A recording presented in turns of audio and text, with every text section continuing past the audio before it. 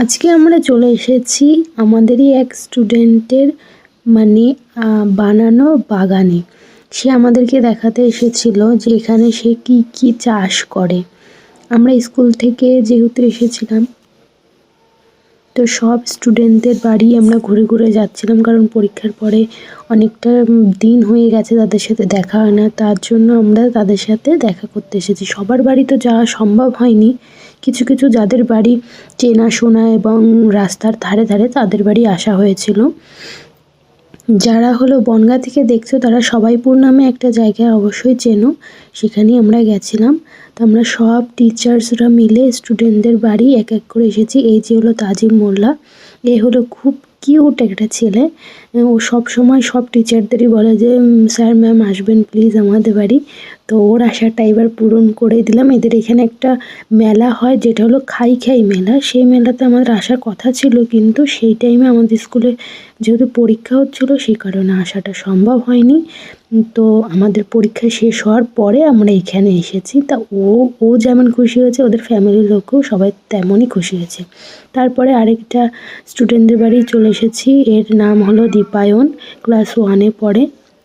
তো এই তো প্রথমে দেখে তো পুরো হতভম্ব, আর ওর মা নালিশ করছে যে স্কুল থেকে ছুটি মানে স্কুল ছুটি হওয়ার পরের থেকে বই নিয়ে বসছেই না।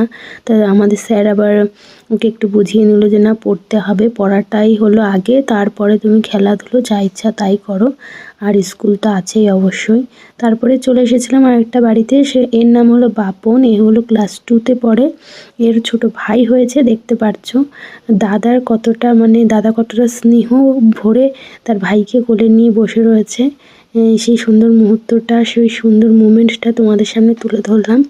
আরে আমরা যে এসেছিলাম ও খুব খুশি হয়েছিল। প্রথমত তো দেখে আমাদের পুরো অবাক হয়ে গেছিলো যে আমরা ওখানে গেছি সেটা ভেবে। তারপরে আমাদেরকে বললো, আমি বললাম যে কী হলো তোমার চুল কোথায় গেল, কারণ পরীক্ষার টাইমে চুল ছিল। তো বললো যে পরীক্ষা শেষ হয়ে গেছে, এই কারণে চুলটা টাক করে দিয়েছে মা। তারপর ওর কাছ থেকে আমরা একটু শুনছিলাম ওই পাশে মানে আর কার কার বাড়ি রয়েছে সেটাই শুনছিলাম। তো আমাদেরকে বললো যে এরকম পাশে পাশে আরও কয়েকজনের বাড়ি রয়েছে, তাদের বাড়িতেও যাওয়া হবে, কিন্তু সব ভিডিও তো সেভাবে তোলা হয় না আর সেভাবে শেয়ারও করা হয় না। কিছু কিছু মুহূর্ত তোমাদের কাছে শেয়ার করছি যেগুলো আমরা মানে স্মৃতি হিসাবে রেখে দিতে চাই। তো যদি ভিডিওটা ভালো লেগে থাকে প্লিজ লাইক করে যেও, কমেন্ট করো, চ্যানেলটাকে সাবস্ক্রাইব করে রেখো। আর এরকম ভিডিও পাওয়ার জন্য পাশে থাকা বেল আইকনটা অবশ্যই প্রেস করে যেও, যাতে আমি যেই ভিডিওটা আপলোড করি সর্বপ্রথম তোমার কাছে চলে যায়।